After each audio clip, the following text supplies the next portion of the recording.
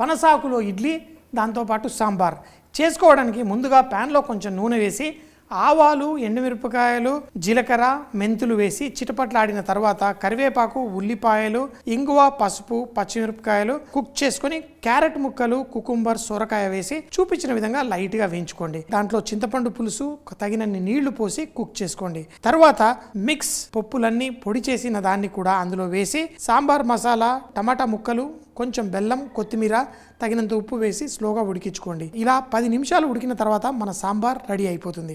ఈ పనసాకు ఇడ్లీలు తయారు చేసుకోవడానికి ముందుగా మినపప్పు, మినువులు నానబెట్టి గ్రైండ్ చేసుకొని దాంట్లో మనం ఇడ్లీ రవ్వ కూడా వేసి ఇడ్లీ మిశ్రమం తయారు చేసుకున్నట్టుగా చేసుకోవాలి. రాత్రంతా దాన్ని బయట పెట్టి ఫర్మెంట్ అయిన తర్వాత కొంచెం ఉప్పు వేసి మిశ్రమాన్ని కలుపుకొని ఈ పనసాకుని కోన్ షేప్లో తయారు చేసి అందులో ఈ ఇడ్లీ పిండి పోసి చూపించిన విధంగా స్టీమ్ చేసుకోండి.